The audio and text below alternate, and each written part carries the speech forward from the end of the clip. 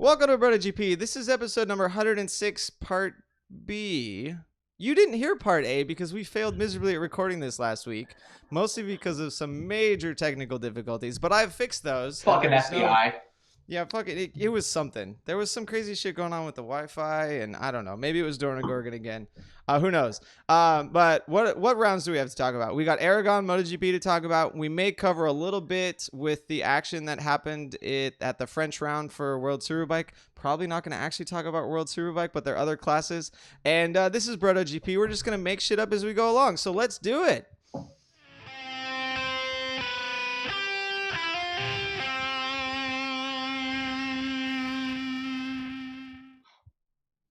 You guys can't see it, but like every time this is like we come back from the intro, Rob's counting me in, and I always want him to count me in like a 2004 rapper.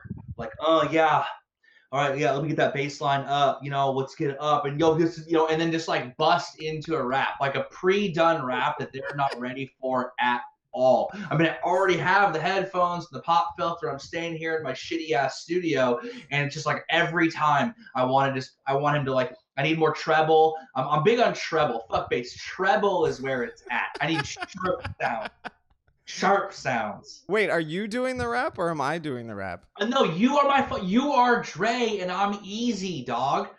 So then do the rap. That's all you got to do. I don't have a rap offhand. I mean, Next time. Now you've given him homework. You can do it later. I mean, I can just bust out Biggie Smalls or something like that if you need something. Well, see, Bob. You were vetoed on singing.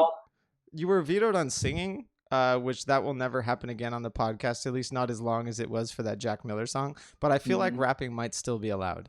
I believe Dennis actually wanted me to rap. Fuck Machine Gun Kelly and fuck Eminem. I will drop the ultimate diss track, and it will be on Johnny Ray and how he single-handedly fucking killed World Superbike dead in the ground, son. That shit is donezo. Johnny Ray style. I will Machine Gun Kelly him all. Like, fucking go somewhere else. I don't know. Go anywhere else other than where there's two wheels and a race, because we all hate you. That's true. let's run with that. It's not even on the thing. I was in Vegas this last weekend for not Vegas stuff and came home and didn't even watch the race. No. That's bullshit. Rob snorted coke right out of a hook. Rob Snowden. No doubt, son. Took a bump off it. Right out of that rosebud. Off a stripper's right out of it. Butt crack. Maybe that's what we need Ray to do. Just get a little tweaky and then fucking choke on some races. If Ray goes full Gobert, I will redact my criticism of him. Wait, didn't someone leave a comment on social media about wanting Gobert to be on a team again? Wait, what was that? Yes, because Josh Heron asked what team would you have if you could have any two Moto America riders, and someone said like Anthony Gobert. I personally said Johnny Rock Page and Aaron Yates, which I think would be the... That's just trolling 101. The best part was I was comment one, dog, first, like 4 seconds after Josh Heron posted that. I'm like, Johnny Rock Page and Aaron Yates, because we got to stalk fucking Paris Hilton and drop kick dudes at Daytona and invent ATMs. I was told recently that Johnny Rock Page's documentary is now on Netflix. What?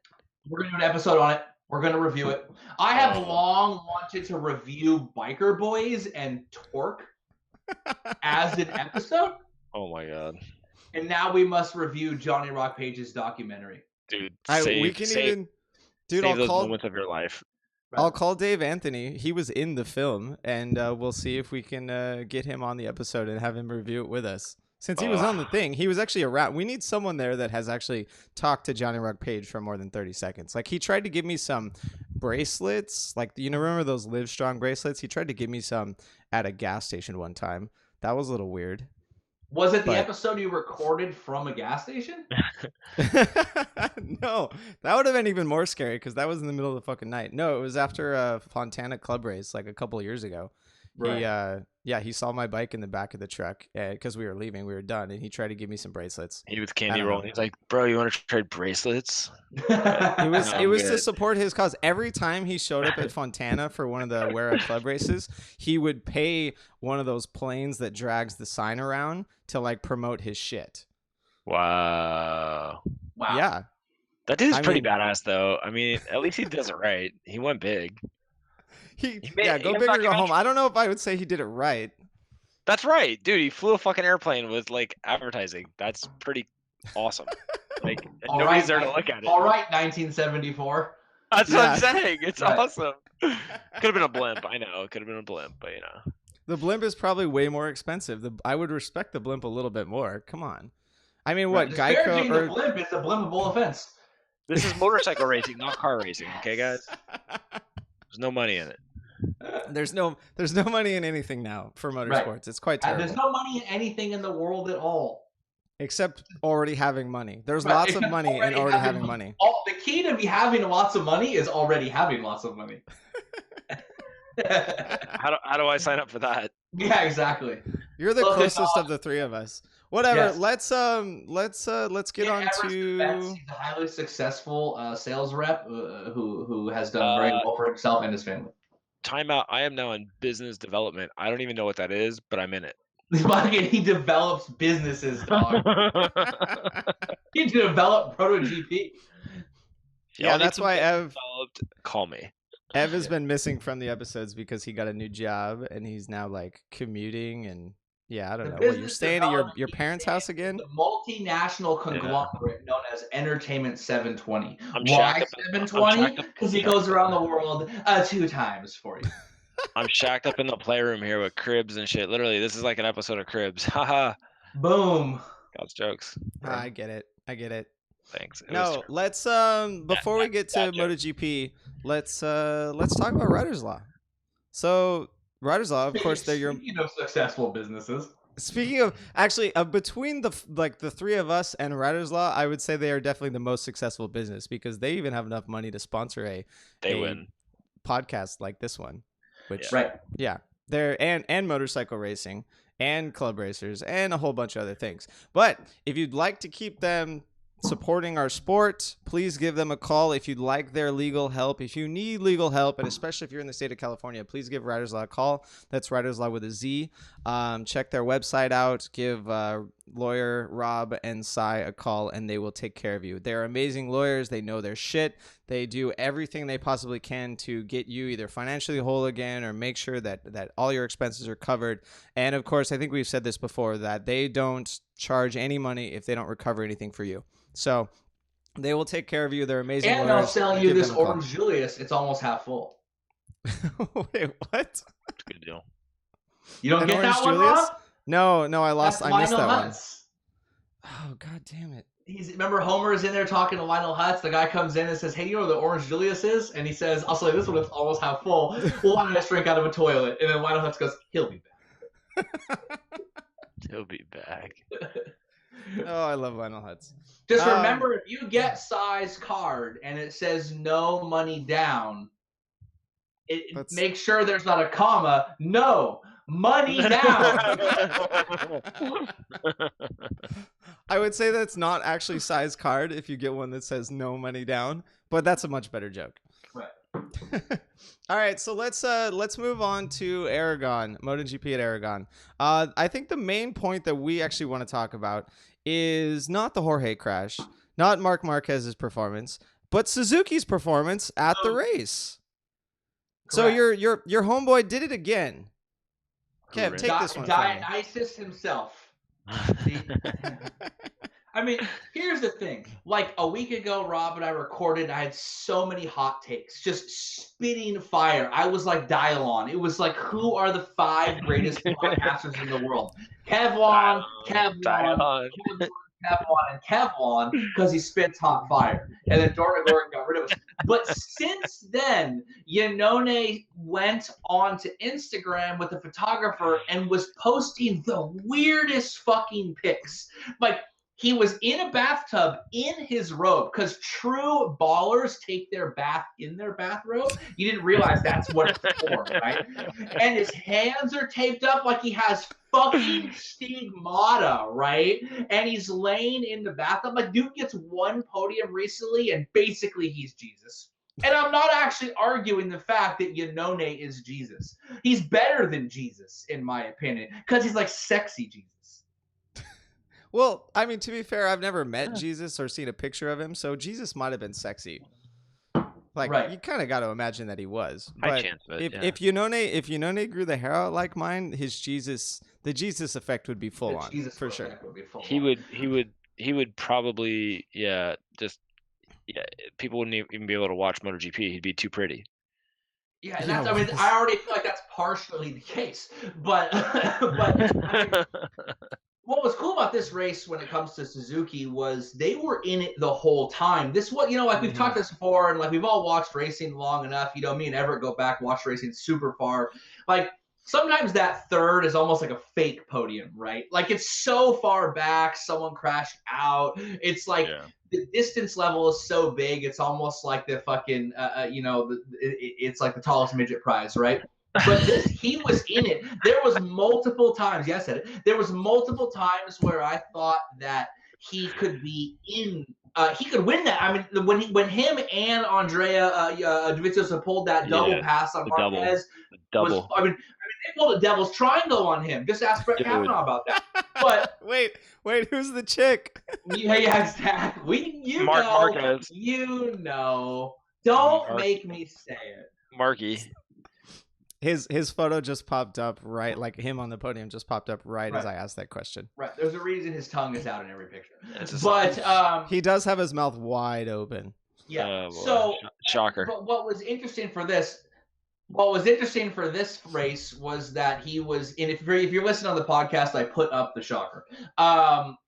Was that he was in it the whole time. It wasn't until the last lap when Marquez really pulled the pin and pulled away and solidified his position. But up until then, you thought, man, this dude is in it. Like, he could win. Like, I wanted him to win more than Dovizioso just for the fucking pure awesomeness of it.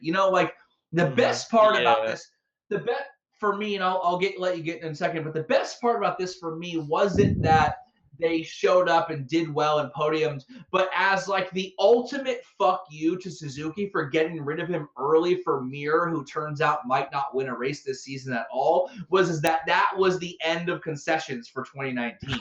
So he fucking got the fucking podium and then bounced. I mean, straight mic dropped. You know what I mean? Fuck you. You're cool. Fuck you. You're cool. Fuck you.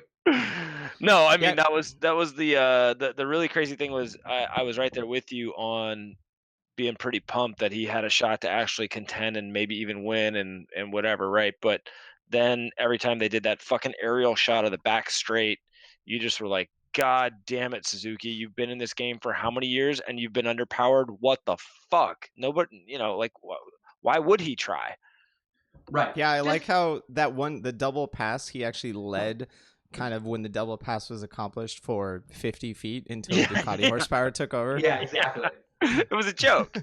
It wasn't even right. What I liked about it too was he went and got, he beat Alex Rins, who they kept. He has more podiums than Rins. He's he's clearly the best Suzuki rider, and he gets the podium, and he's instantly like, yeah, but like the bike sucks and doesn't have good power. He didn't it was like Aleix Esparagaro, right? We talked about this on the Stillborn podcast. Yeah. Like Aleix gets their best result of the season and instantly says like, well, we shouldn't take this to mean anything.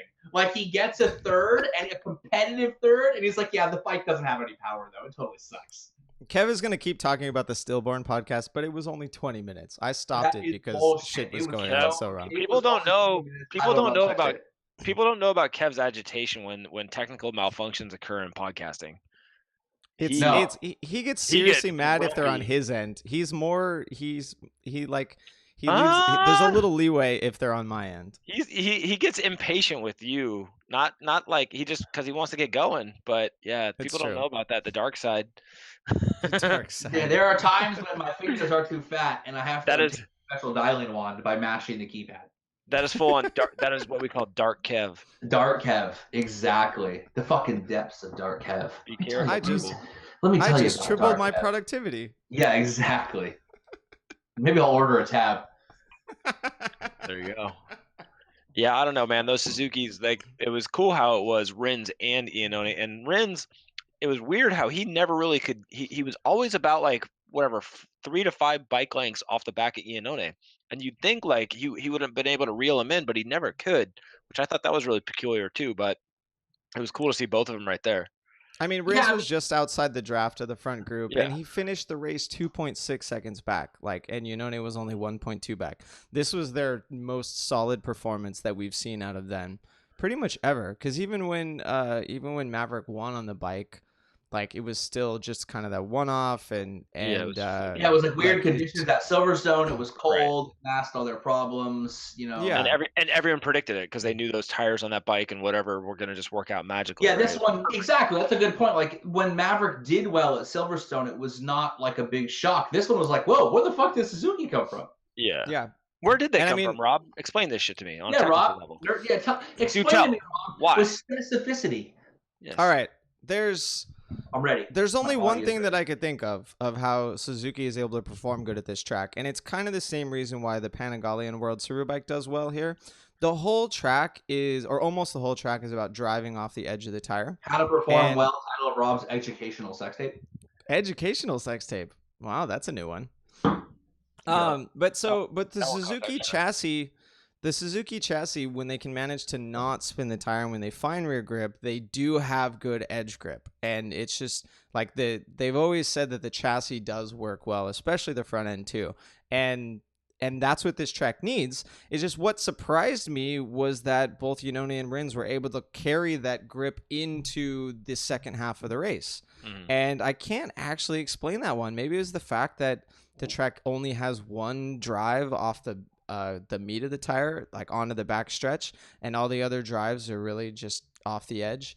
I still expect them to do quite terrible at Motegi.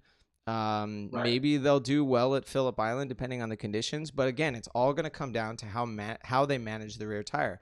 And actually, the announcers did, when they finally brought it up, that Iannone, what's the word? I can't even think of the word. Whatever. He showed us that he was going to be able to accomplish this in FP4 because he had solid pace in FP4, and he was able to do it for a quite large number of laps back then.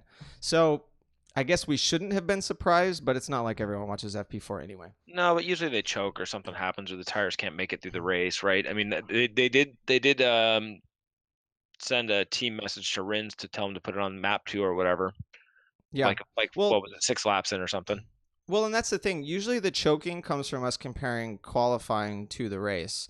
And even in FP4 before qualifying, they Iannone or Rins will do a couple solid laps, and then when they have used tires on towards the end of the session, they're going quite slow. They're working on their used tire pace. It just hasn't come to fruition yet. And it seems though at Aragon they were able to accomplish it. I mean, anything that Rob's sex tapes will show you is that working with used rubbers rarely gets you to fruition. It's true. Oh, I lost my train of thought. Somebody write that one down. Yeah, right. I'll write that down. Do you think there's anything to do with the horsepower? I mean, maybe preserving their tires. I mean, obviously the other brands and bikes have figured it out, but they don't have the horsepower, so maybe that's the only thing that's helping them with that heat, maybe the heat cycles, the heat, I don't know, the edging. No, I doubt it because... Don't even talk about edging within 1 minute of a Rob sex tape joke, because I will go fucking crazy. No, You've been warned. All these bikes, even the ones that claim they don't have a ton of horsepower, they have a ton of horsepower, they just can't put it to the ground.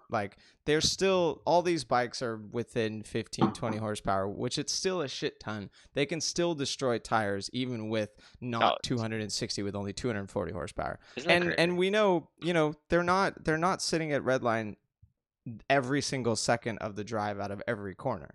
Right, they're driving out at 10,000 RPM, and they're using kind of the edge of the tire. They're using the meat of the power band and not the top end. So I mean, there's so many factors that come into play with their tire wear. Maybe they found something with the electronics. If they get to Phillip Island later on in the year and we see them having better pace towards the end of the race, then I would suspect that they found something with the software or with the chassis. That'd be a good track to do edge grip. Yeah. Yeah, I mean, even the next track, the Chang International Circuit, what does it look like? Chang? Chang? Yeah. Cheech and Chang? Yeah, I mean, the next track is kind of a tale of two circuits. It's a tale of, it was the best of times, it was the worst of times. Stupid monkey. Stupid monkey. Rob knows that reference. I'm Yeah, I going got that off. one. That's like my 5th one this episode. That might be like your 7th or 8th. No, I mean, it's just there are flowing sections at the next track coming up, but there are also hard drives that are just straight up and down. So I suspect that Suzuki is going to have a really good 2nd and 3rd sector, but in the 1st and the 4th sector, they're going to suck real bad. But we're going to find out. I mean, it's if the Suzukis, they'll have really fast sectors in the middle, and maybe that'll make up for what they lose. I mean, the question I have is how much of Suzuki's success this year, and it's moderate, but they've had it. Iannone's had a handful of podiums. Rin's had a podium. They're not lost like they seem to be for so many years. It's just down to the fact that Yamaha really seems to have just like thrown in the towel. Both their riders kind of saying at this point, like Rossi saying like basically it takes a whole miracle for us to win, and Maverick saying he doesn't even really care anymore. Like, I wonder how much of their success this year doesn't really come down to the fact that they figured out edge grip or software horsepower. It's the fact that just one of the factory teams, like, stone cold sucks. Mm-hmm. Yeah, let me look at race times here real fast and see. Yeah, exactly. And see how it compares to. Let's see. Last year, the fastest Suzuki was 42.26, and this year, oh god, light years ahead. Yeah, right. No, they were.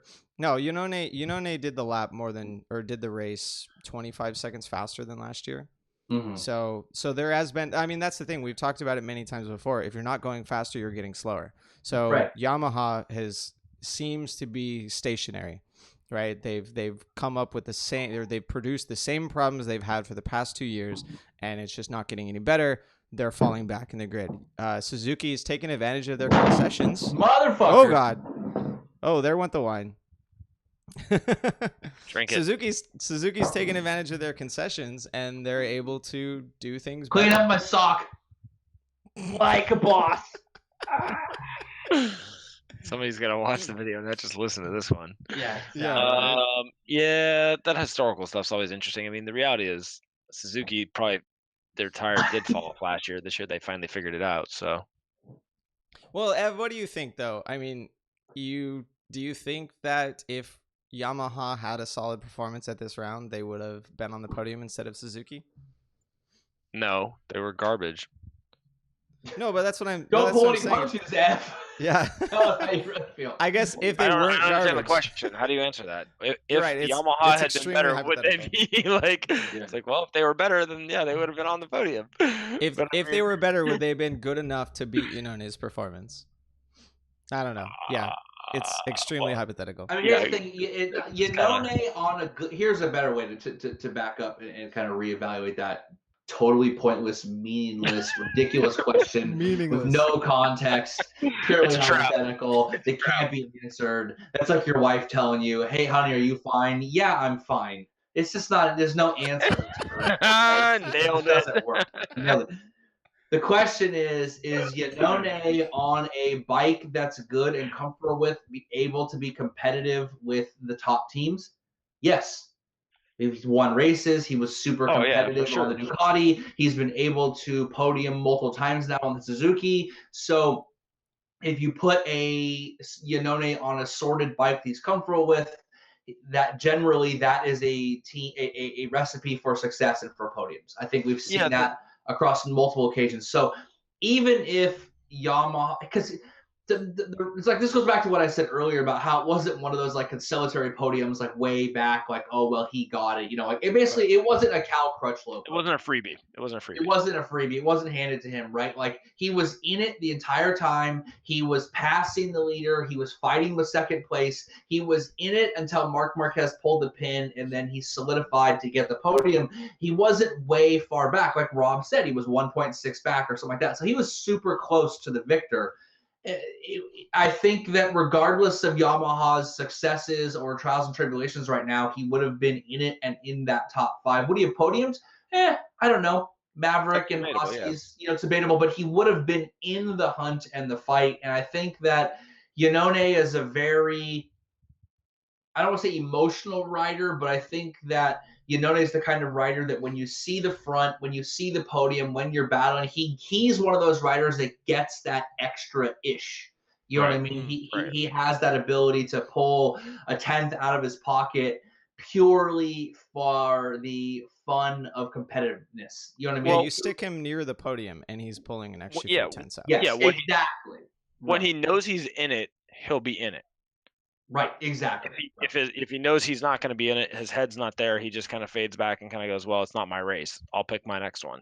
I'm going to go home and fuck like 8 chicks and 4 dudes. I'm not going to like waste my energy for this. You know what I mean? Like, I got an orgy. Wait, I got to go, guys. Yeah, I got an orgy straight schedule, dog, on the calendar.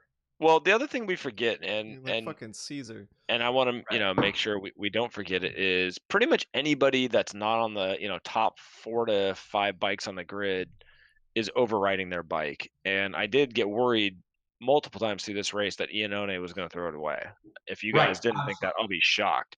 And so that's what's really remarkable, is that he rode hard the whole race and still didn't throw it away. And he's riding an inferior bike. I mean, we saw it in the horsepower, yet he still was competitive. He still was there. He still had his head, in the game, and remained cool and brought it to third. But it's crazy to think that the guy's got to override it to that level, and he's still holding it together. So for me, it's impressive.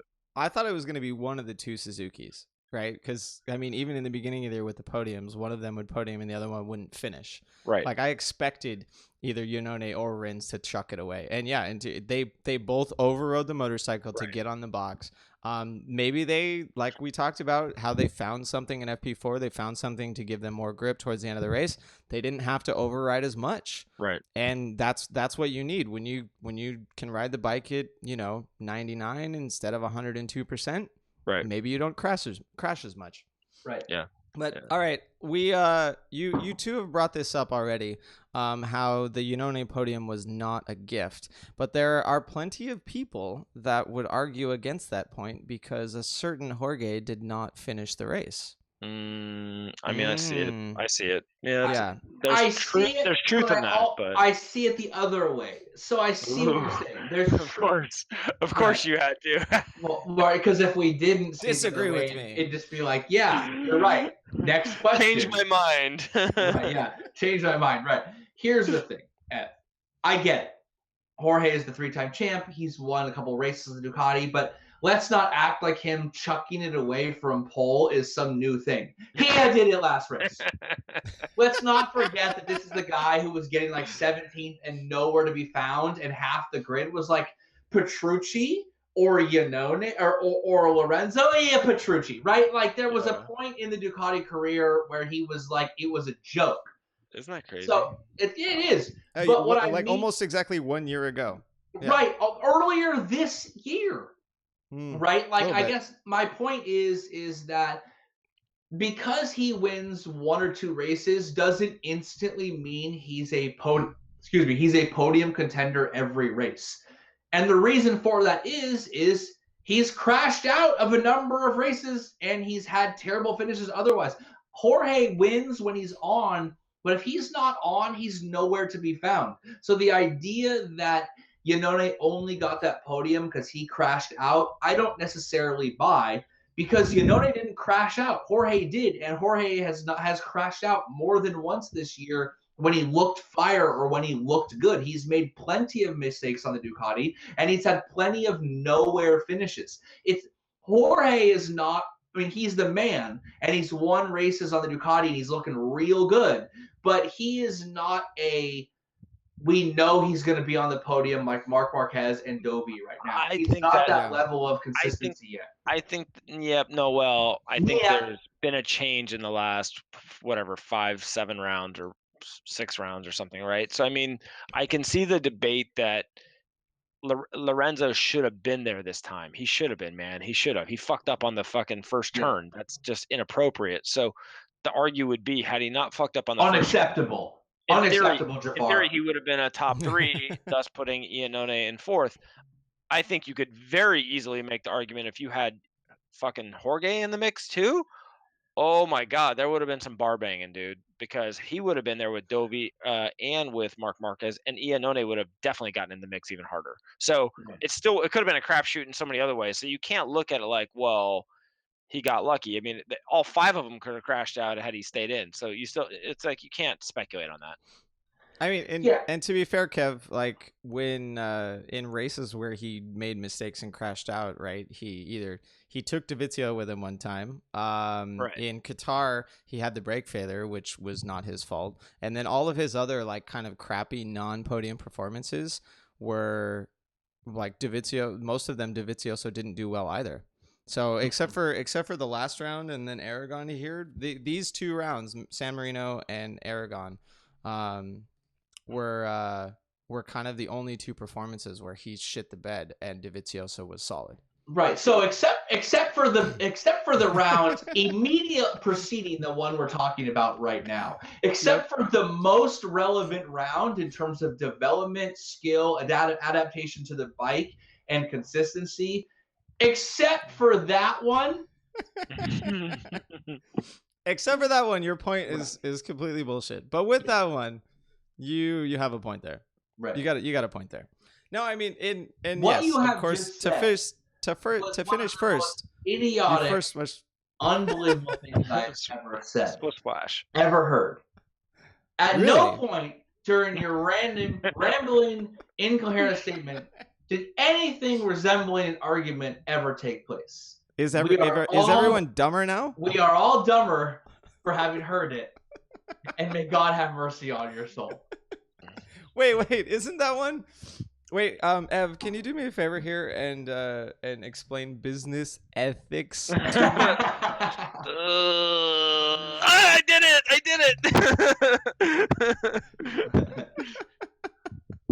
Business ethics. Ethics. It's like an oxymoron. It's great. Oh no, he said it was an oxymoron. That's terrible. Right. No, let's Depends. Well, so let's actually talk about the crash for a little bit here. I'm gonna say that this was firmly a single vehicle incident, like most motorcycle crashes on the street are, even though there seems to be a lot of whining that this was caused by Marc Marquez. It wasn't caused by shit. He doesn't even touch him. Fucking Jorge needs to learn how to ride his bike. What did Jorge say?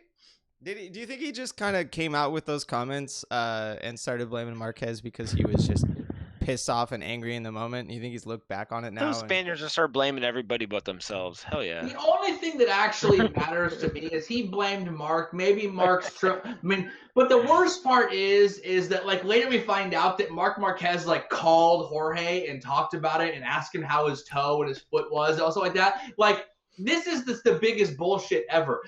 Marc Marquez does or doesn't make a mistake. Jorge crashes, gets hurt, and Marquez calls him up and they bury the hatchet.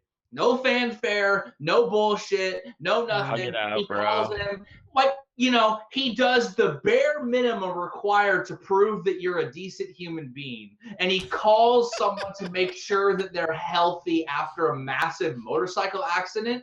Like there's a lot of people that I would call and make sure they're okay that I fucking despise otherwise, right? Like I don't like want you to be like injured, but like the moment that he has an issue with Jorge and he calls him up personally and they fucking hash it out and bro it out or whatever, but he has a problem with Valentino and we got to call a press conference, bro, and we got to fucking hug it out, handshake it right in front of everyone. And if he doesn't want to do it, I don't know, let me look at the fucking camera and all the journalists with exactly the predetermined fucking body language and facial expression I thought because I knew exactly what happened and planned the whole thing. Like, you know, like that just goes to show how fucking disingenuous this shithead is. That's why I think he personally caused the accident, because I saw on markbart.com that him and Hillary Clinton and a pizza stash were behind the crash of Jorge and second shooter. Second shooter. I rest my All case. right, we got a little. I rest my case. You rest your case. I mean, they're both Spanish. Like, Mr. Hutt, you rest your case? Oh, I'm sorry. I mean, case closed. I'm with you. I thought the same thing, Rod, that they're both Spanish, and that's just the Spanish courtesy or some bullshit. Like, I don't know. But he didn't touch him. He didn't even get close. Jorge just fucking launched himself. All right, slightly other conspiracy theory here. Do you think Repsol was like, hey, dude, you gotta be nice to your future teammate. Go call him. No, I doubt that. No? Because they don't give a fuck. Well, but they do because they're trying to control the T1000. Yeah, they want to keep the T1000 under check, right? They make sure he's the poster boy for Spanish Repsol motorcycle racing. They didn't have to tell him shit, man. He won the race. He didn't give a fuck. It's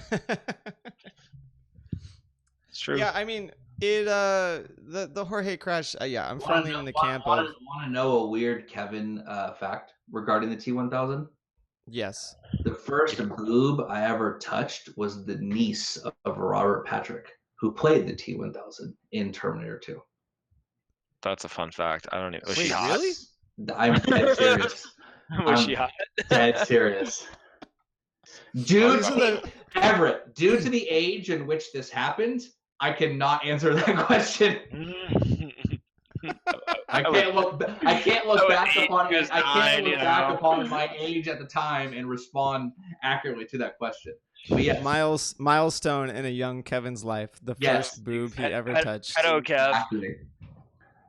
Kev, I respect your milestones. Yes, that's it was a good there. one. Right. Yeah, they didn't have to tell him shit. If he was a Repsol or a Honda rider and he did that, then maybe he'd call and check. But he's a fucking Ducati rider today. They didn't give a fuck. HRC's ruthless, dude. That's a very good point. They're ruthless until he actually is riding the motorcycle. Yeah, they don't give a fuck. Coming by next year. Oh, and on the YouTube, a slideshow of Jorge like tossed into the air just pulls up right now. How do we feel about the toe? I mean, he's gonna race next round, right? It's a fucking toe, dude. He'll be fine. Yeah, Kev, I'm pretty sure that your microphone is not working in any way. Check 1 2. Is my microphone working? I can't hear anything in my headphones. No, he can. He's fixing it. We're gonna keep talking. All right, Dude, we're gonna move on. I like that face though. I like that fixing it like confused tech face. There you go. I don't know what's happening. Okay, so like, whoa. I don't know what happened, but I clicked on the snowball, and that's what. Wait, cover it now. That's why it didn't work. Cover it now. Talk. Cover it and talk. Hey, Ev. We can hear you a little bit. Yeah. Well, I mean, we can. Hey, Ev. Oh, it's way better. Considerably quieter. Yeah. Yeah, it's way quieter now. I apologize to everyone that listened to the first 37 minutes of this podcast. Kev was actually using the microphone in his laptop, which was about 3 feet from his face. Outfit? I mean, can we pay the guy more and get him a job? Like, come on. In my defense, we had an entire audio mic check that Rob, fucking software engineer, NASA educated Rob, personally landed the Mars rover Discovery on the polar regions and is 100% solo covering the search for extraterrestrial life right now. Fucking Rob said, "Yup, you sound good." No, actually, I said you sound super echoey. And, the best was we did a test and you covered the mic to tell your girlfriend, hey, and you were trying to hide whatever you were saying from us. And then I was like, we can hear you perfectly clear. And then Rob kind of like scratched his head and was like, that can't be right. Make any sense. And then he just kept going. Fuck it, we'll do it live. So pro. Whatever. The technical difficulties last week were far worse. You want to know the big hidden secret about podcast guys is any fucking idiot can do one. I've been watching so many comedians lately just on Netflix and shit, and there are so many jokes about like, oh yeah, like all my friends they're at the time of their lives when they they're really thinking about starting a podcast. Right. Like everyone's thinking they're gonna say like marriage or kids or whatever. No. We all have a podcast, but how long have we been doing this? Having a podcast is the pumpkin spice latte for dudes. It's the new millennial, the new millennial in vogue. Are we basic? No, it's there's a difference. Hold on, Ev. I thought I was basic because Ev pointed out that my clear framed glasses were Publix pumpkin spice latte for dudes. So now I'm super self-conscious about wearing them.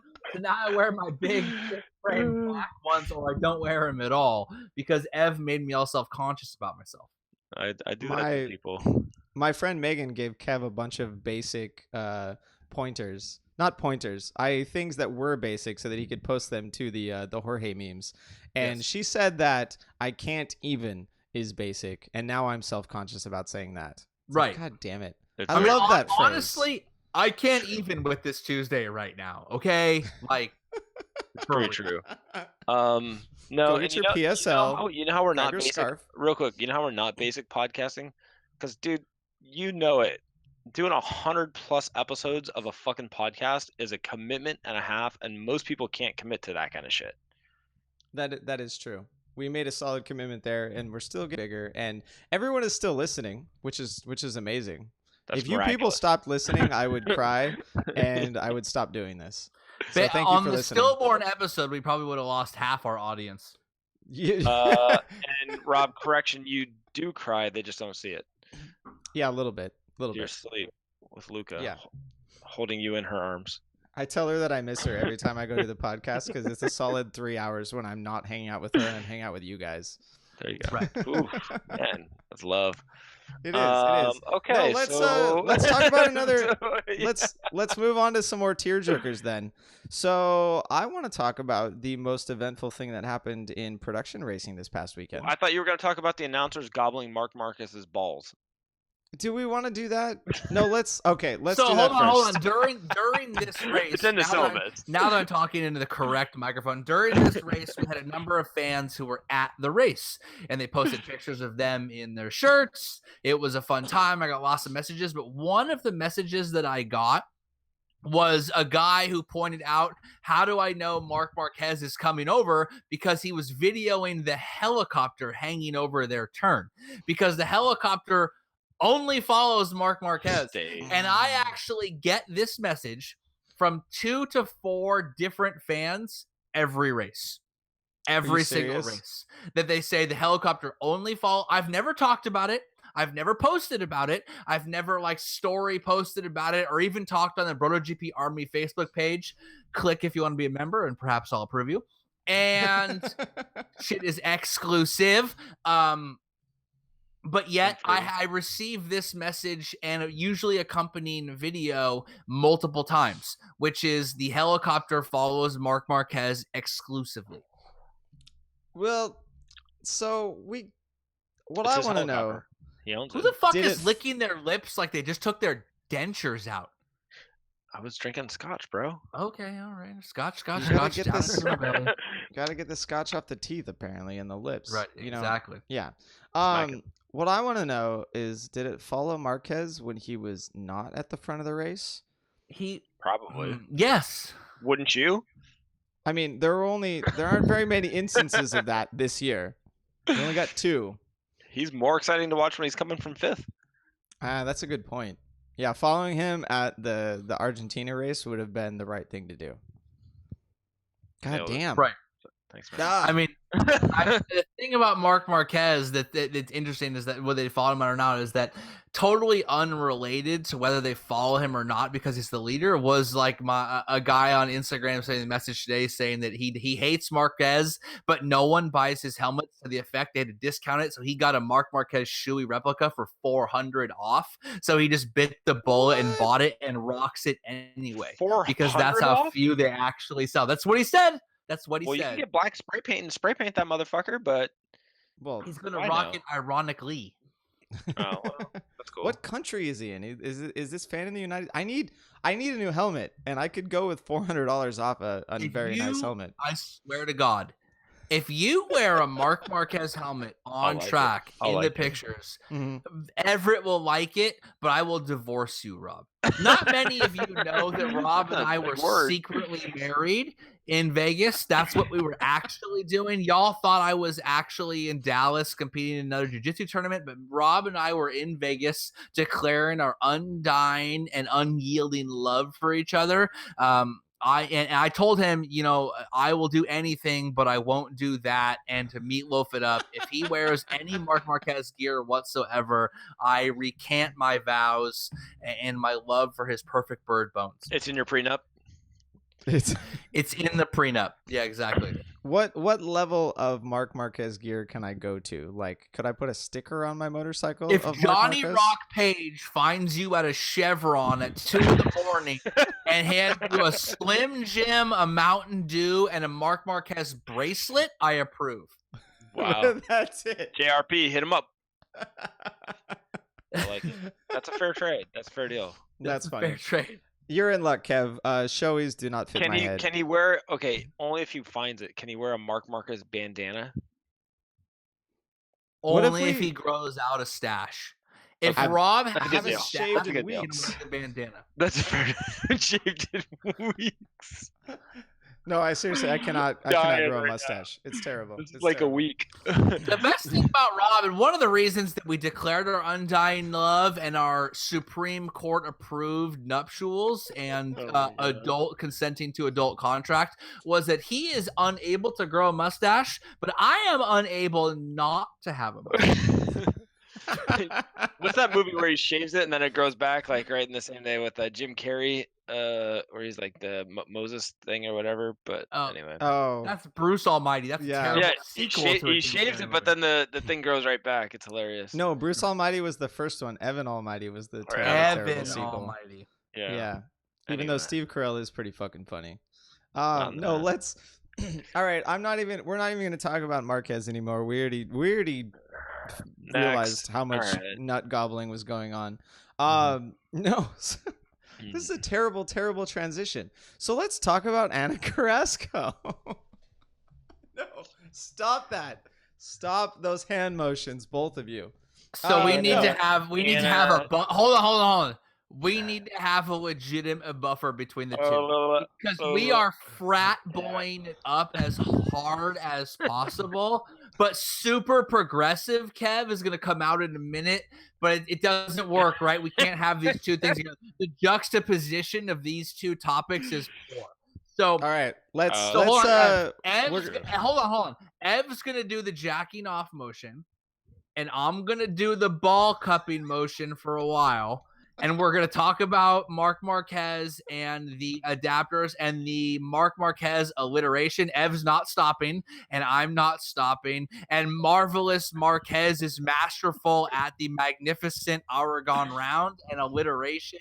And why in the fuck during the broadcast did this guy have to alliterate this much? Like, it bothers you so much. it's unreal. This guy sits at home and just thinks like he's like, what is going on?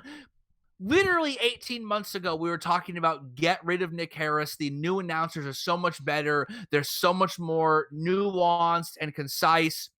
They get everything right. And he realized like he gets everything right because he's writing notes the night before on everything.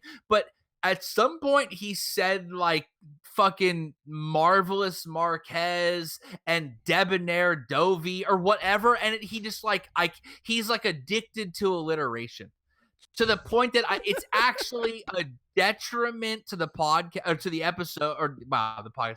It's a detriment to the broadcast. What in the fuck is going on? Like, this is like a guy in 7th grade English class where a teacher talked to. It's a master class. It's a Marquez Marvelous master class of magnificence.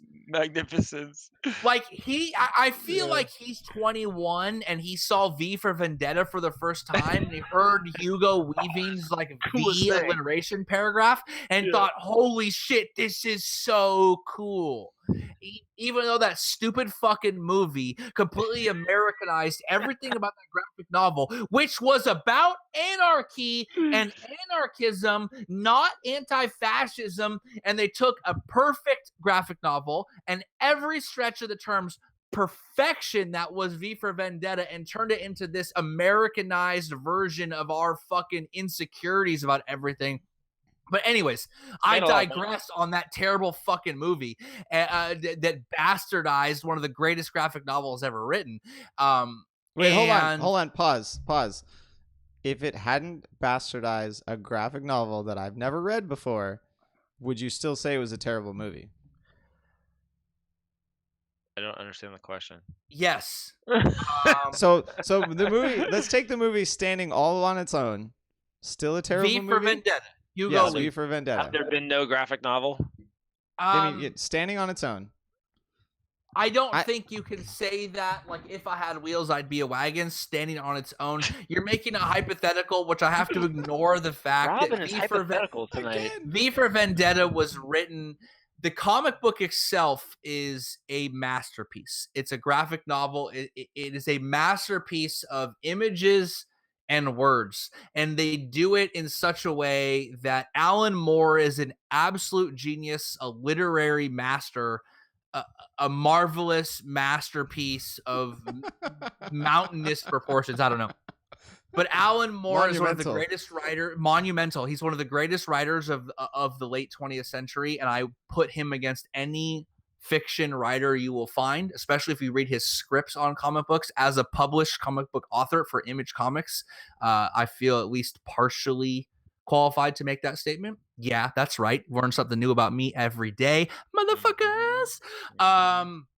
But V for Vendetta took a comic book which put forth extensively anarchist themes, and they decided to, in the mid-2000s, transform it into American anxieties about our imperialism. And it totally took what the point of the comic book was pushing forth, and they turned it into something else and then stylized it. And that scene where he alliterates for like 74 seconds straight is a classic example of the soulless stylization of what's happening in with movies right now.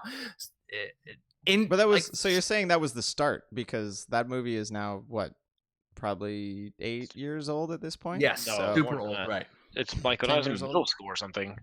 Yeah, right. It Or- came So, out I mean, in the Kev- mid-2000s.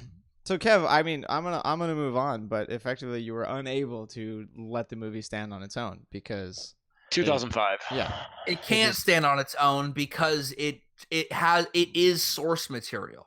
Well, it can't for you because you actually know the source material. It has to for me because I didn't even know there was a graphic novel. I'm So right. It did. Props. It did for me. It did for me. But all right, no, we are moving on.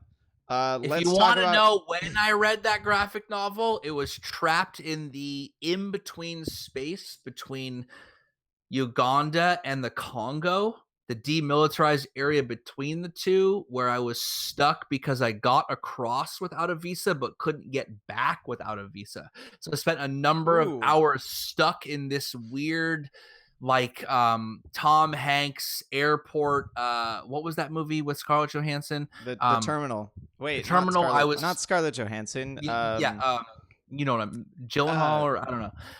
But the tall brunette chick. Latino-ish. Rory Calhoun. Yes, Rob gets the joke. Moving on. But I read that stuck in between two countries in the weird purgatory, and I had it in my backpack and I read it. But can it stand on its own? Just like can Marc Marquez as a fan writer stand on his own? It's a resounding no. It's resounding. So, All right, let's as another yeah. segue. Ev, are you going to segue something? No, I was going to the next topic. All right, no, we're segueing before. Can we I hit say up something Ana real Carrasco. quick about comic books and graphic novels? The marriage of words and images is not inherently juvenile, and though it was initially in the Western world marketed towards juveniles, it allows an artistic creation specifically on the passage of time that fiction and the written word cannot accomplish. So wordless panels allowing the passage of time is the number one concept that a comic book can convey that a movie cannot, because the passage of time is visceral in a movie. You're experiencing it as opposed to viewing it like if you view a painting, a painting that you like does not require a passage of time to take in, whereas a song or a movie does. And a reading does not allow for silence. But panels that you look at with silence between text allows for a view and a concept of the passage of time that neither motion pictures, music, nor fiction itself can accurately convey, that comic books or that graphic novels can convey. This has nothing to do with racing, but I just want to point that out. It's That's something, deep if you shit. go back and look at comic books and look at graphic novels, their inherent ability to convey the passage of time is supreme to either of those other pairing mediums. I get it too. It's kind of creepy now that you mention it and think about it. I wouldn't say it's creepy, but yes, no, It I is would like to because subscribe to your newsletter. They can Kev. control the timeline narrative. Yes. You can't exactly. You can control a narrative, not unlike Dorna attempts to heavily control the narrative of Marc Marquez and the MotoGP via the helicopter. They control the narrative. Maybe there's just strings attached to him on the helicopter. Exactly. We still don't know. I'm going to turn this into a beat poem. Marc Marquez. Marc Marquez Don't even do it. runs through the race. Beatnik. Crashes into everyone. Marquez died for our sins. Mark. Sin the yeah, that's from 22 Jump Street. Let's talk about Ana Carrasco. Jeez. Do we want let's talk about Aleix real fast before we get to Ana Aleix? Carrasco. Aleix Esparagaro. Can I say something really quick about Aleix? Yes, you can. Aleix. He has a really cool fucking name. He really does. It's great Aleix that no one can pronounce it. Dope name. Aleix. So speaking of that, about no one can pronounce it, one of our listener questions was why is he the only one who they only say his entire name? That's a good They always say his entire name as a single word. He must have threatened them and said, I will kill you and your family if you don't say my whole name or something. I mean, right. It's the only plausible excuse. I mean, it's not like Toprak Razgatlioglu, where they generally only go with his first name because they can't pronounce the last one. It just there's too many syllables. But it's close because Aleix Esparagaro is like, it's how many syllables was that? I'm not even gonna count. But then we have Pole. There's no other Aleix either. That's what's fucked up about it. There will never be any other Aleix in MotoGP because it's not gonna happen. Yeah. They don't. Yeah, they've used up the one good name. They're not going to repeat it. His name's been retired. He should retire the name. That's weird. But, so Kev already brought this up earlier, but on top of Aleix kind of coming into this weekend like saying that the Aprilia was nowhere. They did well here last year, and they were expecting absolutely nothing at Aragon this year, and then they get sixth. And then he follows it up after the race with "Don't expect anything more." It's a terrible look. There's the trick. I mean, it's any given Aleix weekend. Is like the guy who's married to his wife, and it's been shitty for like 3 years, and then one day he drinks like a little too much wine, and he can hold his nut. He can hold on. He can hold his nut for like way longer than normal, and he just puts it to her.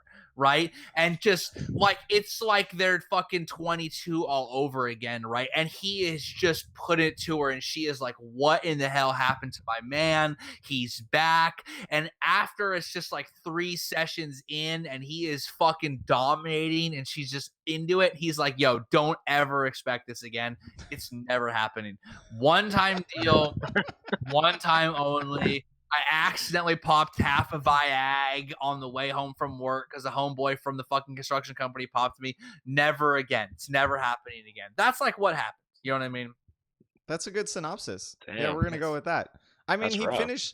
He was 9 seconds back from the winner. Last year, he was 6 seconds back. But like we already discussed previously with Suzuki, this race was considerably faster than last year. So it seemed like even though Aprilia has been commenting that the bike is further behind, they're not able to do anything well, they still improved dramatically at this round specifically. Maybe it's just as fluky as Suzuki. Maybe a lot of things that Aprilia struggles with are the same things that Suzuki struggles with. It's fluky as Suzuki. That's the new thing they're going to do. Instead of alliterating, they're going to rhyme with everything. You were thinking about fluky. It's a fluky Suzuki. If he alliterates again, fucking shoot me. Kev, I don't know. You're getting closer to rapping. Rob, here's what's remarkable is you'd think these teams with all the money and all the technology and all the development over year after year, for the last 25, 30 years, that they'd have we expect and assume that they know exactly what's going to happen each and every weekend. But I think just random shit sometimes happens. They're like, well, the temperature, some new random tire, we put the shock up, we put the forks down. I don't know. It seemed to work. Just stumble on it. All right, so I will Shocks have, down, I got to forks up. That's the way we like to fuck. I've got a rebuttal That's a for t-shirt. I've got a rebuttal for your point there. It's exactly that. Like, if the conditions were exactly the same every single time they went back to a track and they had the same motorcycle, then yeah, it would work. It would work just like that. They'd be a pro team, they'd have all the data, and they would show up at a track, they'd already have the setup, and it would be great. But we know that doesn't happen because, like, here at Aragon, right, a couple of the teams tested here a few weeks ago. Ducati, for example, Honda didn't, and a lot of people commented that Ducati had the setup straight from the off, and it really helped them perform better. Right. I actually don't remember if Suzuki or Aprilia also tested here. I would venture to guess that they did. But it takes time just to like that. Just like the middle-aged man with his kind of overweight wife that is not too attracted anymore analogy I just talked about. And don't get me wrong, he has kind of too big of a gut too, and not quite as much hair as he used to.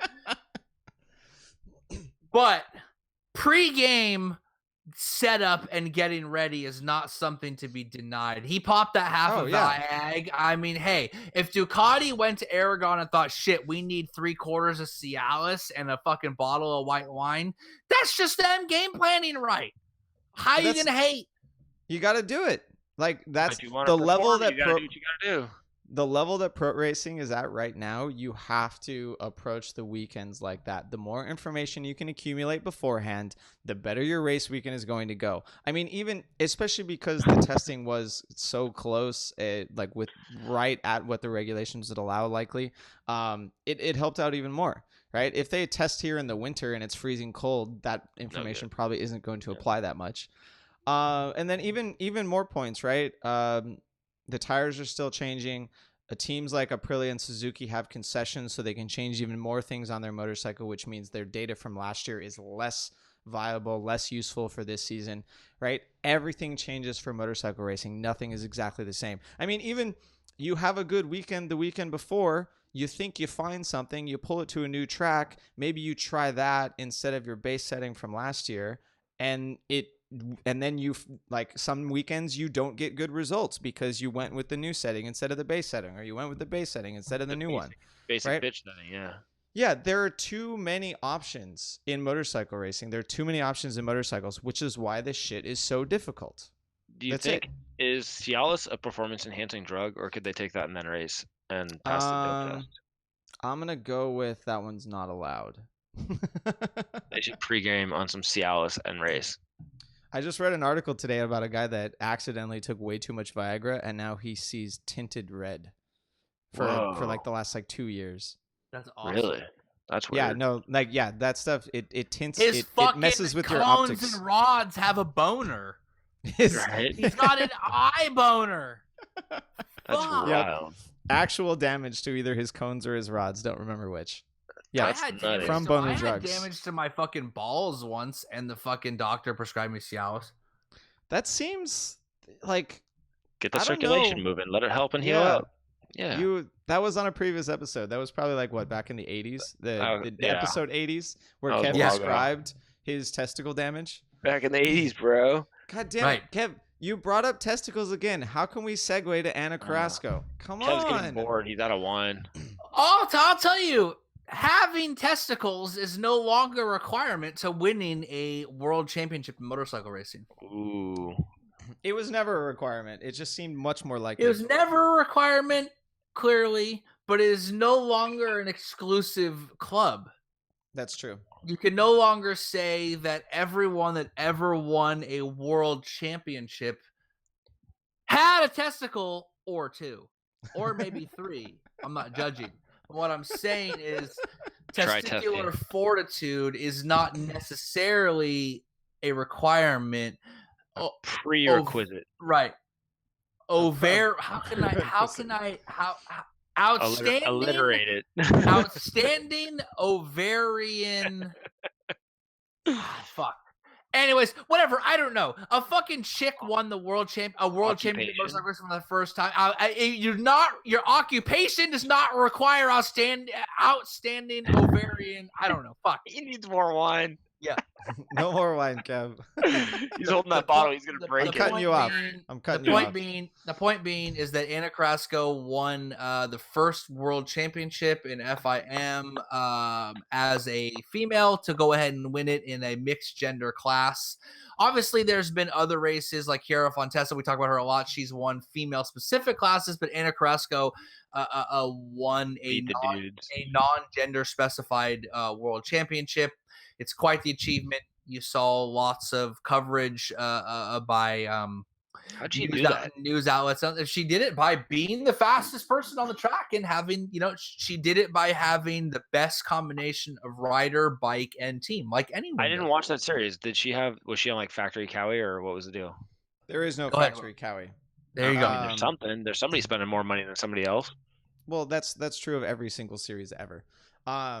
But no, so she was actually the only racer that won 2 races, if I'm looking at the results here. So she won 2 out of 8. Everyone else that won 1 only got 1. I'm just repeating myself now. Really? How many races were there? 8. Okay, that's why. Yeah, she won 2 out of 8. So yeah, the series was limited to European rounds. They don't do the flyaways and all that stuff. So they have kind of a short season. Yeah, it makes sense. She was on a Ninja 400. The parity like between all the bikes seemed actually pretty good because isn't it the 300 class? How is she on a 400? No, it is not the 300. Well, yes, I guess in World Supersport competition it's still called the 300 class, but no, yeah, the Ninja 400 is allowed, as is the KTM RC 390. Yeah, no big deal. Yeah, I mean even the Yamaha R3 is like 300 and like 29 cc's or something. Whatever, like yeah. But no, so she also finished every single race, scored points in every race, and pretty much every single one of her competitors for the championship crashed out of something. So not only did she win more races, she also got the Nikki Hayden effect of actually finishing races and scoring points, and she won it by 1 point. It was actually, if you haven't watched the race, go watch it as soon as you finish watching or listening to this podcast. The race was phenomenal. So you watched that, but you didn't watch Moto 2. That's correct. And I didn't watch World Superbike and I didn't watch World Supersport. I actually just watched the race before this recording because someone recommended it. Oh. Yeah. No, it's good. Go watch it. Good racing, yeah. It's a huge milestone. Like in motorsports, specifically lightweight engine displacement motorsports is definitely an equal playing field athletically between men and women. One of the few places where you can find that. Obviously, if you were to have like boxing or NFL or anything where extreme physicality was required, we have issues that come into play, regardless. Just physiological facts, right? But what Anna was able to prove is, and I'm super stoked on it, is that not specifically, but especially in lightweight motorcycle racing, that it's an equal playing field, that the correct amount of, like, she won for the same reason every champion wins a race. She had a well-funded, well-structured team. She won the most races, and when she didn't win, she was the most consistent.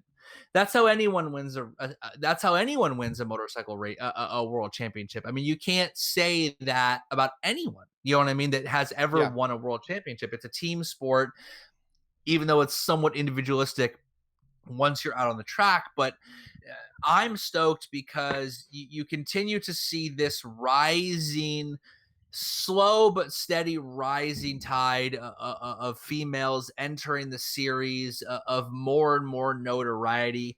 You had early on somewhat the effect of some of the famous female riders,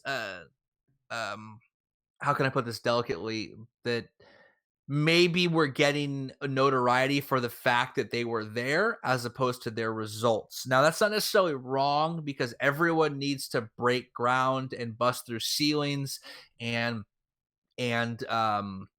the interesting like nature of like, you know, when you had certain women entering classes, the fact that they were there. I don't want to say, I can't think of the word now because I drank too much. Well, but it's what's new is always interesting, and half Exactly. this sport is about notoriety, recognizability. Like Right. you have to be an interesting person to be a professional motorcycle racer. Like Right. talent doesn't get you to the top. I mean, and to your point, like Maria Herrera is also in the class, and she actually got her best finish of the year at the final round and beat Ana Carrasco at the final round. But Ana Carrasco had 2 wins prior in the season and had a bunch of other points, whereas Maria Herrera has a couple of 0 points finishes on her record. So like So what you're seeing is that Ana Carrasco is proving that women and females don't no longer need to be viewed or judged within the like the fact that they're just there. It's now on the merit of their results as opposed to just that they exist. Like that, you know, we've seen that we've talked about it before. Some women in earlier classes, as women slowly appear in the classes, and some of the first women that appear get there. You know, you talk about like Paris and Elena Myers and Shalina Moreta are perhaps getting notoriety based on the fact that they're there as opposed to the results that they're achieving. But Ana Carrasco is not the first, but one of the first to really, I don't want to say prove, but to simply get notoriety based on her results. Like she's not a woman that's out there being like an Instagram influencer. She's not someone who's out there. She's not pushing the gender narrative. Correct. It's on merit. She doesn't need to. Yeah, she she's doesn't not trying need to push it. Exactly. She's just racing. She simply is a human being who is racing. Now, that's not to take away from her identity as who she is and her gender and the draw that comes from that, but it's not specifically requiring that. If you understand what I'm saying, it's a call to girls all over the world and to fathers and mothers who are putting their girls in racing that yes, too, they can do it, and yes, too, they're capable of that level of fame and skill set and notoriety based on merit. And I think it's a good example of the next step in female motorcycle racing is that it's no longer interesting because of its newness, but it's interesting because of the skill that she provided. I mean, she was the best in the class in every facet, running on a very good team that was a well-oiled machine, and she solidified a legitimate world championship. And it's kind of an amazing accomplishment to be the first of your gender to do something, because there's like, you know, fucking billions of your gender. Yeah, we talked about this before. It's not to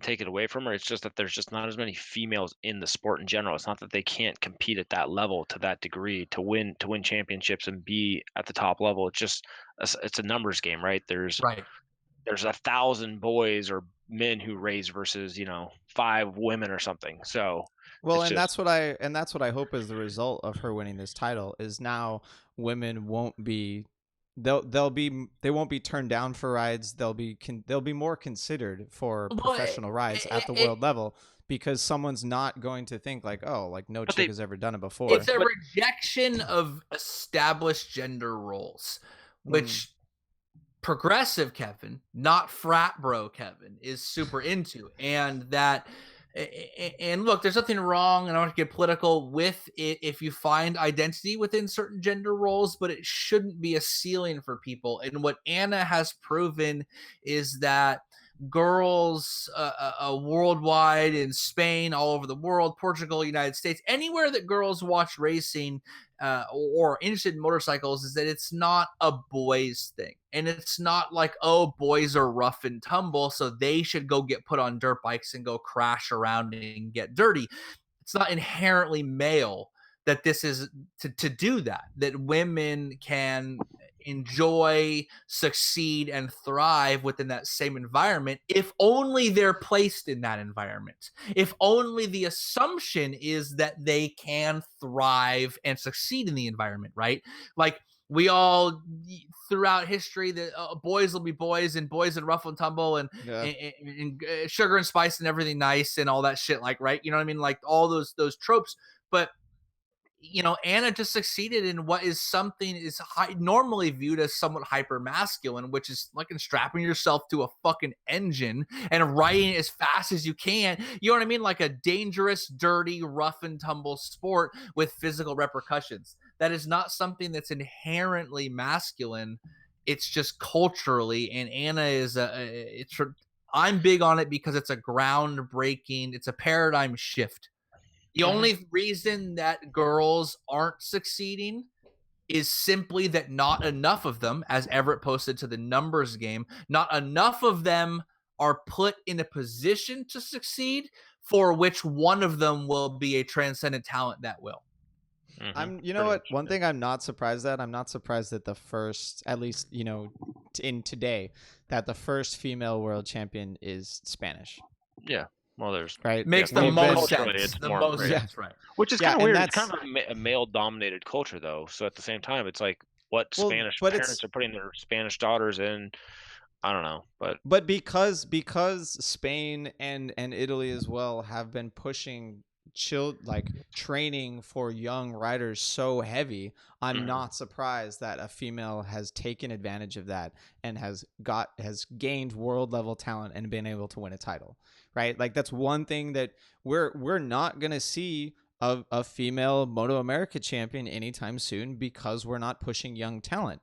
And it's not because they're not in the sport, it's just we haven't provided the facilities for them to gain that talent. One of the things that interests me is, right, like we've talked about this, right? Like Everett and I talked about like how do we got followers, right? We joked around like we target Spanish teenage girls, right? But like for every 15 shameless. Right, shameless, but we joke, right? But for every 15 Spanish teenage girls who are in love with Marquez because they sell him as like the motorcycle version of the Backstreet Boys, there's one who's like, I could be as good as him.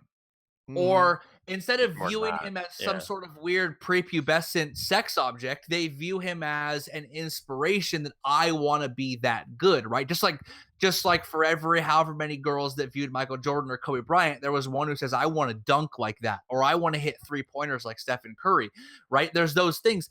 And so it's not, like Rob said, it's not strange that you would see first in Spain, the number one market, that there are a certain percentage of girls who say, I can do that, as opposed to I want to cheer on he who does that. I coached girls sports for a long time. I coached my niece's softball team from the ages of 6 to 17. Yes, I coached youth sports for a long period of time. We were very successful. We won a lot of regional championships and it did well. But the one thing I've always hated was the idea of the cheerleader. The idea that for a number of time in a period that the girls' athletic expression was to use her athletic expression to cheer on the boys. Don't be the person cheering someone on. Be he or she who is cheered. If you understand, it's the same argument. It's one of the arguments against Umbrella Girls as well, right? Like you have the male athlete. Don't even talk about it. We will lose listeners if you get me on the Umbrella Girls topic.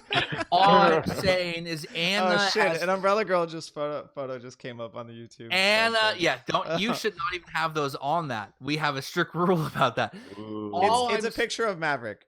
What I'm saying is Ana has proved that you can cheer or be she who is cheered. And for me, that's an important change in how we view what people can and cannot do in this world. I want to see more of it. Like every good talent that comes into the sport is going to make motorcycle racing better. And honestly, if there are more female racers that attract more female fans, I'm good for that as well. I just want everything that's going to make the sport better. And seeing her being the first, I do hope that when this conversation happens again, we don't have the conversation of, all right, this next woman was the second female racer to win a world title, right? I just want it to be done now. Like, We've Plus, got the like, first. Now honestly, they're just a motorcycle racer. We've talked about the stories, right? Like, I want a stone cold bitch in the press conference.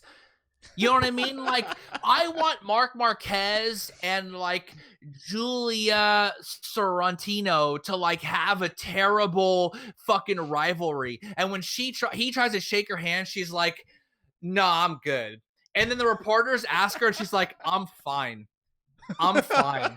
Right? Like, I, like, stone cold want, like, a straight bitch to be on the fucking podium. I mean, the closest we have right now is Jorge Lorenzo. He's a Twitter troll who has obsessed with scarves, and I love it. But imagine if imagine if one of these dudes was in a stone cold rivalry with, like, a bitchy chick. It'd be amazing. Wait, can we get so we need like Kiara or something to come to one of the press conferences and throw down some shade, right? Right. And unfortunately it's hard to find very talented female motorcycle racers, but their numbers are growing, and I want more of them in the sport. So let's keep going with that. All right, let's. I just brought up Kiara. Should we talk about Scott Redding for a second, or should we just go to? No. There's one other thing before that. Let's stick on World Superbike here, and I'm going to relate this back to MotoGP slightly. What do we care about more? Yamaha in MotoGP or World Superbike in general? That's too easy. All right, Ev, tell me why it's too easy.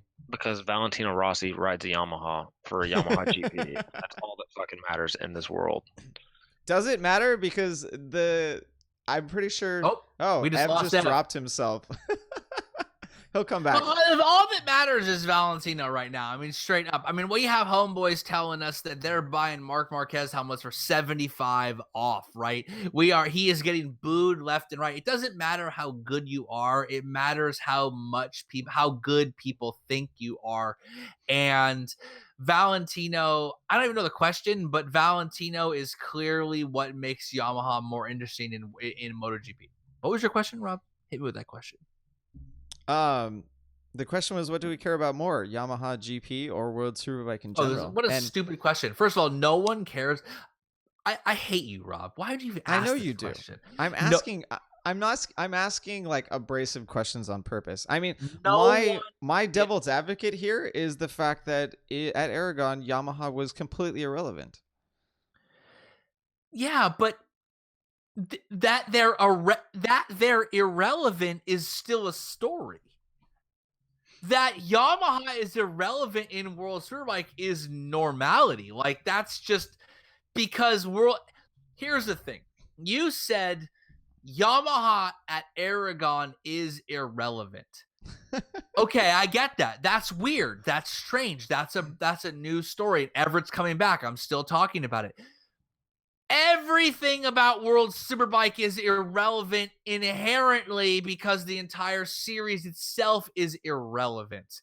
It's like asking me all blue skies are blue or all whales are mammals. Therefore, you know what I mean? Like, your like basic logic dictates that anything in World Superbike is more irrelevant due to its irrelevant nature. That's kind of a good point there. I mean, but World Superbike for me everything has become irrelevant because of time, because it's been lasting so long, and I'm feeling those same emotions with Yamaha in MotoGP. Like, they haven't improved everything. It's a constant downside for them, and because of that, I'm losing interest. I'm going to tell you three words, three names, if you will. All right. So you're asking me the question of which is more irrelevant. So put you're right. You're Everett and Rob both right now. You're going to have irrelevant on your mind. Okay. It's like a Rorschach test. I'm going to tell you three names at random within the context of irrelevant. Valentino Rossi, Maverick Vinales, Alex Lowe's. Alex Lowe's. I was hoping you were going to say that name. You were supposed to say Johnny Ray. No, I knew he was going to go even more irrelevant than that. Or Tom Sykes. Or Sam. Or Sam Lowe's. Anybody but Ray. Like No, literally. yes. Imagine being the worst of the Lowe's. Which This one is is like the worst of the finding Lowe's out that brothers? Forrest Whitaker has a brother named Ken who was in a bunch of movies that you thought was Forrest Whitaker, but it was actually his brother. Whoa. Wait, I feel you're not betrayed. being truthful, are you? Wait, is Bitch, I'm that so fact? truthful. I just removed the pop filter. Look it up right now, Rob. I want you to look it up. Forrest I Whitaker's just removed brother. the pop filter. Put the pop filter back. Oh my. So Wait, he what? is the most irrelevant of Lowe's brothers. I mean, what the fuck? I mean, think about like that. Like, you don't know anything about the Wachowski brothers, but you know one of them turned into one of the Wachowski sisters, right? You don't know their names, but you know Both that. of them. Both of them actually now. Did they do that? Okay, well, Yeah. Okay, then I no longer want to make a joke about it. But the Lowe's brothers are like so irrelevant that he's less relevant than the shitty Lowe's brother riding the Indian KTM who crashes out of every race and never gets a result. You know what's terrible about Wikipedia, about Ken Whitaker's Wikipedia? Yes. Is Google shows a picture of Forrest Whitaker for Ken Whitaker's Wikipedia. Right. Even though they you don't think I'm actually lying look the about same. Ken Whitaker. You think y'all think I'm lying right now. No, Ken Whitaker is totally a person. No, I just learned something new today. Yep. Yes. There we go. Oh wait, maybe that's Damon Whitaker. Oh god, there are three Whitaker brothers. He was in Life with Eddie Murphy. Right? You thought that was Forrest Whitaker, that movie with Eddie Murphy and Martin Lawrence. That wasn't Forrest Whitaker, dog. That was his lazy-eyed brother. The Trap, dude. Ken Whitaker. He was in Life, Bullworth. I am red pilling everyone right now. You really are. Okay, I'm gonna concede this point. Yes, World Superbike is far more irrelevant than Yamaha and MotoGP. I'm trying to think of things to talk about with Yamaha in MotoGP because everyone wants to hear about Rossi. Maybe a few people want to hear about Mav, but what are we going to keep telling you? Oh, they had the same issues again. That's why they're relevant, because they're two of the biggest names in GP and they're just completely shitting the bed and they keep talking about them and they're in every press conference and it's just, that's why they're relevant, is because it's so irrelevant what they're doing. It's they're Damn, so they are relevant because they're so for irrelevant. their lack of relevance. Correct. That's exactly why Damn. that's what makes them relevant. I'm on a roll tonight with you, Rob. Sorry, buddy. You really are. Trace Busta really Busta. All right, I'm gonna go find some listener questions. Is there anything else you two talk amongst yourselves about Scott Redding? Hey, real quick though, do you know about Trace Buster? No, I didn't get that one. Ev, do you know about Trace Buster? If I say yes, will you still explain it and then I'll nod? Oh, fuck yeah, I will. All right, so And then yes. in the movie The Big Hit with Mark Wahlberg and Lou Diamond Phillips. Yeah, LDP, son. Young Guns 2. They play. Hold on, Rob. You open the door up, man. Now you got to deal with it. They play. They're like I don't know, bounty hunters dash like hitmen, and they take a job to steal this like Chinese movie producer's daughter, and then basically the Chinese movie producer is like really, really, really rich, and then Lou Diamond Phillips steals the daughter, and then Marky Mark basically goes out of his way to go and get her back, and he's a really nice guy and this and that and whatever. Well, in the movie, basically they're trying to make a phone call to tap the phone, and then they got to trace Buster so that you can't find out where the call is coming from, and then the Chinese producer father guy has a trace Busta, and you'd have to watch the video anyway. Yeah, that sounds familiar. Super strange late 90s movie. It was. It's one of those, like, when you were in middle school, it was great. Now you watch it and you're like, this is absolutely garbage. All right, we do have a listener question about some very strange movies. We will get to that one a little bit later. Kev, you must prepare. Before we do that, all right, first listener question. Alclab V from Instagram wants to know, is Suzuki the second best bike on the grid behind Ducati? No. The fuck is this guy talking about? Block this guy. Go with... No, don't block him. So I guess he thinks that the Repsol might not be as good as the Suzuki because how many Repsol, or how many Hondas? Sorry, not the Repsol, the Honda. How many RCVs were fighting for the podium at Aragon? But two And- RCVs have won races this year. Cal won a race on a Honda. Cal. He did. Cal Crutchlow. Cal Crutchlow, who blocked us, who has his wife fight his battles, blocked us. Cal Crutchlow is, that's an inside joke, but for the four of you who know, you know. The idea that the bike, which has won two different riders have won races, including a satellite rider, is better than the bike who's struggling to get podiums. I mean, eat shit and die, Instagram user. I mean, don't eat shit and die because I love you and you're a fan and you're my bro. But like, come on, man, don't ask dumb questions. No, I'm gonna go with Suzuki is firmly the third or fourth best bike on the grid. All right, let's move with that question though. Is Suzuki now better than the Yamaha? Yes. Oh wow, that was quick. Are you sure? Yeah. Damn. Dude, assess dude, the like, riders. would you have said it? Put Rossi on a Suzuki. I'll bet he'd be doing pretty good all the time. Would you have said the same thing like 5 or 6 rounds ago? Yeah. Yamaha's been pretty bad the whole time. Wow. Haven't All right. they? Am I Kev's crazy? on his phone. Kev, you better be. I don't know if I agree with you there. He's watching Ev. Trace most of us. You just told me to be fucking prepared for something. Yeah, no, you're preparing. No, Ev, I'm not sure.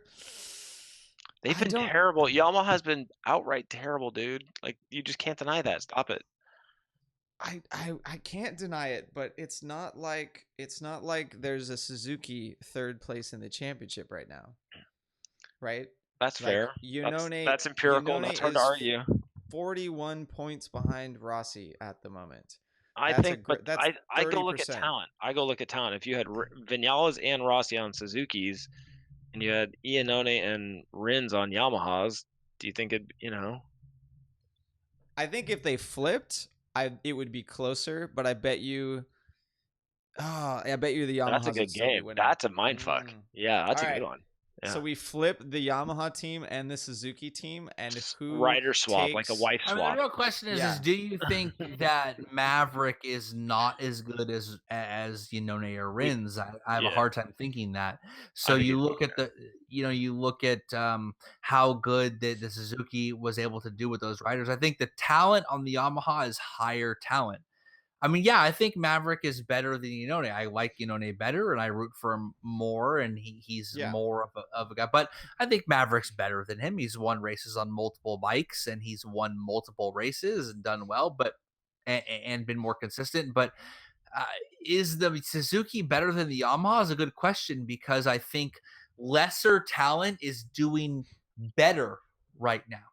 But I don't know how much of that is due to the fact that lesser talent is just stoked to fight for a podium, whereas like Maverick and Rossi are like, man, we're so far from where we should be fighting for wins that we don't care anymore. I mean, how much It's does motivation again? Yeah, we talk about that seeing the podium for Iannone gives him a 10th, but seeing the distance to podium, how much is dissatisfaction worth in a negative? seeing Aleix Esparagaro in front of you for the whole race, that's probably gonna set you back 3/10. Right. That's what I'm gonna go with. Yeah. Yeah. That's a not rough real feeling. inspiring, right? Yeah. Oh man, when you're supposed to be winning races and you're supposed to be like you shouldn't have waited an entire year to grab another win for Yamaha. Ugh. Right. All right.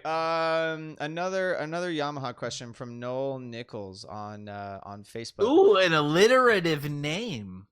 That is Noel true. Nichols. He might be a superhero.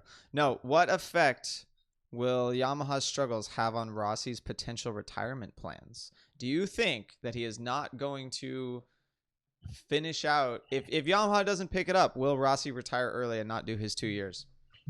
Good question. I think he will. I think he will not finish it out. I think if the bike sucks real bad next year, he will call it a day, because this is like we've talked about it before, how Rossi is kind of already on the downslope and we're seeing like our heroes kind of fade away. But it was him before. Now it's the bike's fault and he's going to lose motivation. And yeah, no, I think he's going to call it early if he doesn't win next year. I mean, it seems entirely possible. I don't know if he's gonna call it early though. The thing, like, because his future is so intimately wrapped up with Yamaha. I think you worry about calling it early, damaging the relationship for his VR46 Academy. For you see already, like Morbidelli is on the new Petronas Yamaha. I'm not so all of the sort of joking talk that like, oh, that's just a placeholder until Valentino can get his team on the grid, the Sky VR46. I'm not even sure what you're laughing at right now. I'm not like making jokes. Ev was just giving you a hand signal because he wants to talk. Sorry. Okay, go ahead, Ev. No, I have a crazy conspiracy theory. It's back. All right, I'm ready. Hooray! What if he said, "Fuck MotoGP, I'm going to World Superbike, and I'm gonna fuck up Johnny Ray"? Sorry, you lost me at World Superbike. Right. Hey, but you want to talk relevant? Rossi goes to World Superbike tomorrow. All of us start watching that shit. Sure, but I don't think if it was going to happen, it would already have happened. He said he's always wanted to do it. He said he's always wanted to do it. Yeah, but I mean, again, there's a lot of things I've said I've always wanted to do that when you finally put me up to it, I'm not going to do. Well, I said I want to go skydiving, but I'm not actually going to do it. Been skydiving. Yeah, no, I'm sure it was far worse than that. What Kev was actually thinking of. Oh, right. Yeah, exactly. Title of someone's sex. So no, I think that that was a cool idea, though. Come on. There's no conspiracy behind it, really. I think it's just simply that he's not going to damage the relationship. It's like the same reason Danny Pedrosa didn't end up going to like the Petronas satellite Yamaha. Like in the end, you don't do something to damage your long-term relationship. Like you end up being a brand ambassador. You know, like. You talk about like so many athletes and so many sports go broke, go bankrupt, lose because once the revenue stream stops, they're fucked. And guys like Valentino have a long-term revenue money. Huh? He'll be able to fart money, dude. He's Valentino. Yeah, but just like they said with the NBA, they make a lot of money, but they spend a lot of money. Again, you think that the guy doesn't. You think, first of all, anyone who thinks a millionaire is satisfied with having money doesn't understand that millionaires are never satisfied with having enough money. You know what I mean? Like, you know who's satisfied with having enough money? People who make $65,000 a year and just wish they made $120,000 a year because then they could, like, go to the lake once in a while. Like. Rossi isn't satisfied with having enough money. Neither is any other millionaire in the world because the only reason you become a millionaire is because you're not fucking satisfied with having enough money. Like that's why, and they don't spend their money, which is why they're right. millionaires. Or you spend it enough that you need to continue to make it. The point being is that Valentino is still in his 30s and he still has decades left of a lifestyle he's accustomed to, and you don't throw out on a whim or 1 year's problem a lifetime of revenue stream of building and business and contacts and associates. That's a very interesting idea that Rossi, or that the damage to the brand would actually be bad enough if he pulled out a year early. Like I almost look at it this way, that if Rossi stays for another terrible shitty year and pulls essentially what Danny Pedrosa is pulling this year, it will damage Rossi's personal brand more than it would damage the Yamaha brand. But then if he pulls out early, maybe it damages the Yamaha brand just a little bit more. Interesting idea there, Kev. But we're moving on off of that one. Marty Harris wants to know, how is it that Honda, who could simply buy Ducati, that they don't have the straight line speed of the Ducati with all their engineering prowess and the fact that Honda was kind of an engine company before anything else? How is it that they're behind the Ducati? Does anyone know? Kev quit. He didn't like that question. He didn't like that question. All right, I'm going to say it. They do. They just can't put it to the ground because they are not a chassis company. I think we've seen a few times most of the distance of Ducati. Honda's not a chassis company? Yes. Okay. No, I mean Honda classically has focused on their engine more than they've focused on their chassis. Right. They're not correct. They're kind of the antithesis of Yamaha in certain respects. The chassis company, right? Yeah. Honda has pushed the powerful engine for a very long time, and they have very slowly caught up with the chassis to be able to accomplish or to be able to use that horsepower. Like the distance that the Ducati makes up on the Honda at most tracks is early on in the drive where the tires are still spinning, where like they spin the tire in 4th and 5th gear at some of the tracks, like on some of the straightaways. They don't need more horsepower. They need perfect fine tuning of horsepower and a better chassis to allow them to use the tires as best as possible. Mm-hmm. Yeah. All right. Kev doesn't want that one. Kev, I've got a very interesting one here. I think we lost Kev. No, he's doing research because he knows this one is coming. Where is the actual question? Oh no. Oh no. Oh no. Kev, can you give me a review of where is it? Oh, Kev thinks he's not here. Oh, did we actually lose Kev? I was trying to be polite, but you know. I thought he was just looking at his phone. No, we lost Kev. Oh man. All right. I think that's Whatever. a wrap, man. That might be it. That might be God telling us it's fucking game over. That's funny. All right, everyone. This one's gone long enough. Kevin's gonna do something silly, but I think we'll find time for it in another episode. Gonna do like a monologue or something. Yeah, it was gonna be a slight monologue / rant about something unrelated to motorcycle racing. It's okay. All right, everyone. The Chang Buriram round of MotoGP is coming up this weekend. We will catch you next Tuesday after that. Thanks for listening. If you're watching on YouTube, like, share, and subscribe to this channel. If you're listening on iTunes, thank you so much. And Google Play and Spotify and Stitcher and everywhere else that we're spreading our content. Thanks for listening. Tell all your friends. Tell 2 friends. Yeah, tell 2 friends. We will catch you in a week. Call Riders Off if you need legal help. Peace. Later.